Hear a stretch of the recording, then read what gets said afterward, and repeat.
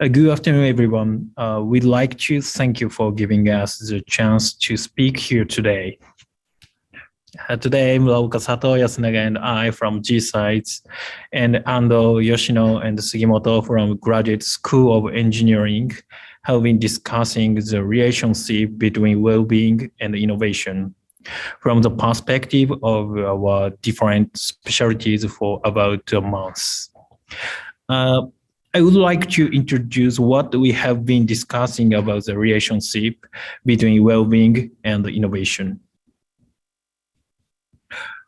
What is well-being? Is it different from happiness?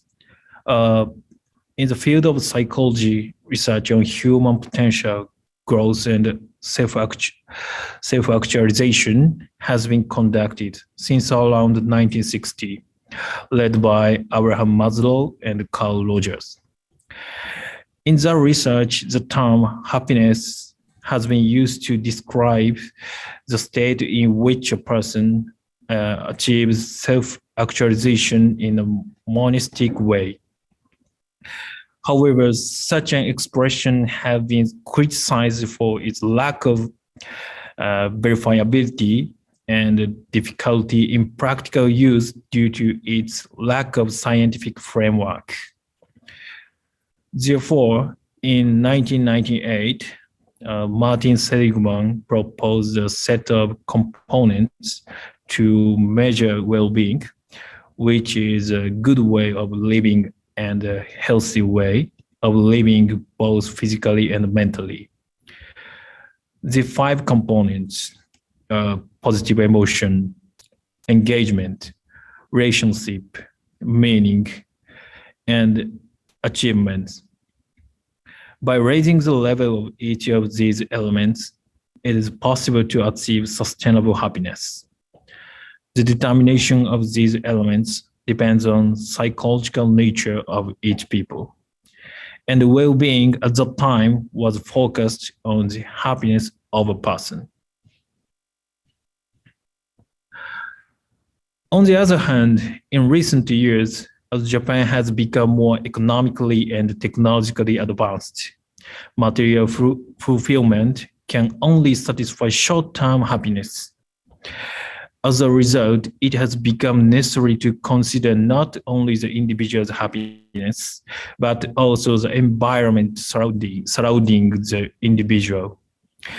And the scope of the elements of well-being has gradually expanded.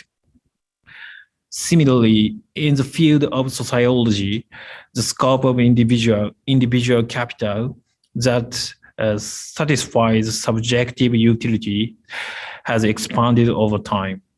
The capital has been defined by Pierre Bourdieu in 1979 as economic, cultural, and social capital, and its interpretation has been expanded to include the natural capital, which is currently emphasized. By extracting keywords from various well-being indicators published today and classifying each capital, we found that the interpretation of well-being has expanded to include not only subjective, but also social capital. So, well-being is now one of the major global targets. As you know, well-being appears in SDG Goal 3, ensure healthy lives and promote well-being for all at all ages. In this Goal 3, the well-being is used in almost same meaning as health and life conditions. As Professor Sekiyama mentioned, OECD quantitatively measures improvement of well-being to design effective public policies. In this How's Life report, OECD defined well-being framework. As you can see, current well-being consists of 11 dimensions, which can be classified into 2 parts. As mentioned before, subjective well-being is an original concept of well-being. In addition to subjective well-being, OECD add quality of life factors and also material conditions. Thus, we can understand that well-being itself has covered wider meanings and concepts, not only subjective and health matters.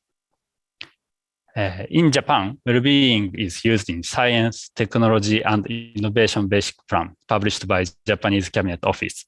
This STI Basic Plan aims to make good policies for social transformation and promote science and technology. I am omitting the details from first to fifth. The newest sixth STI Basic Plan propose Society 5.0 as an ideal society Japan can realize. As shown in right side, the Society 5.0 needs two major factors. One is sustainability and resilience, and another is well-being. Then for all researchers, of course, engineering researchers also, well-being is getting a big matter to discuss innovation and a good society for future. From now, we will ask all of you, how can we consider today's well-being from interdisciplinary perspective to discuss well-being and innovation each other? And here's a conceptual diagram to understand the social demand for interdisciplinary today. And we've set 4 axes for academic disciplines to be categorized as socially and individually oriented and subject and objective matters.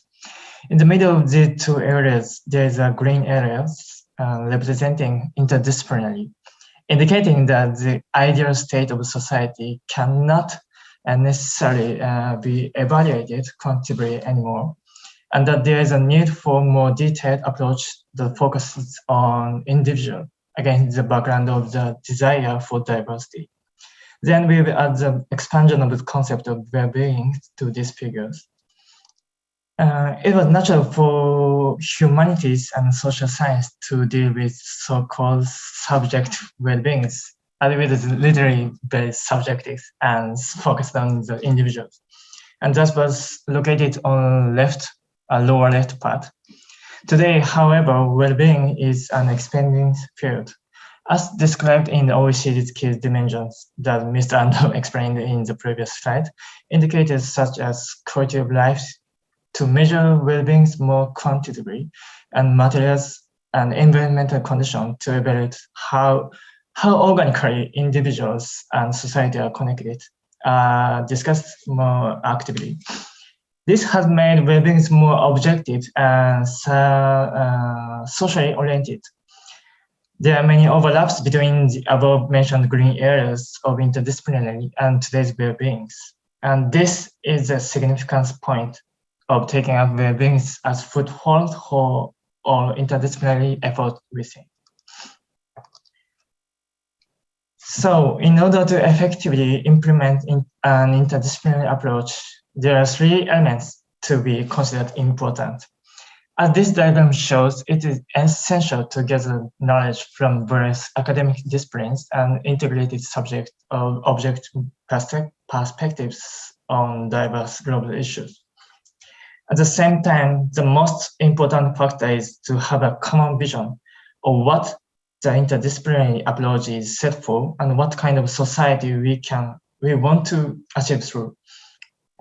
This is exactly what well-being is from the perspective of engineers and engineering researchers. By having a common vision of goals, we can prevent it from becoming an apparent interdisciplinary and lead to a creative heaven that goes beyond mere problem solving.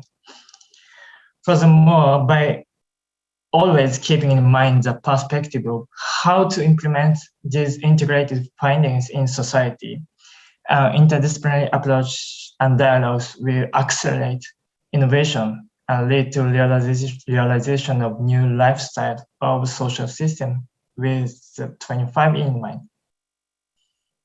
Okay, so far we have discussed how well-being is incorporated into society and academic fields. Now this is the GSAIS International Symposium, so I want to raise the issue how we GSAIS can contribute to well-being. Through re-examining the policies of GSAIS, we came to grasp the ideal form of GSAIS. Our school's curriculum is based on the Buddhism term, Monsishu, as Sekiyama Sensei mentioned. And as distinctive characteristic of hearing, Mon, we have classes handling many fields like Hashi. We also have a service learning and the Jukugi. Through these courses, we acquire knowledge across disciplines and can imagine the ideal future society. And then we start to identify the global issue from the ideal society and narrow it down to a research team. We could say this is the backcasting approach to envision what the future Earth could look like and to identify fundamental issues. Once we set the research team and start the research, we aim to implement the findings in society. We try to make an impact beyond mere articles or policy proposals. By this impact, we could contribute to a community full of well-being. We thought this could make the university unique. Here, I want to ask myself and all of you from GSAIS, if we could really follow these policies, do we really reflect the knowledge from Hashi or service learning to our research? Could we make impact on society? If not, what should we do? I guess we need to be changed, and it may be challenging, but I hope this symposium will be an excellent opportunity to think about ourselves. Finally, we, the student team, would like to make a proposal for this symposium. Words such as well-being and innovation are used in a variety of issues and problem settings. However, there is a lack of consideration of the issues themselves, such as what is our happiness? What are the critical issues to be solved? The lack of questioning for questions seems to exist in all fields. So in this symposium, we would like to suggest that we conduct exchanges among different fields with the following points in mind. 1, dialogue with people from different disciplines, updating our own knowledge and perspectives, questioning our own sets of issues and targets. This is the end of our presentation. Thank you for your listening and enjoy this symposium.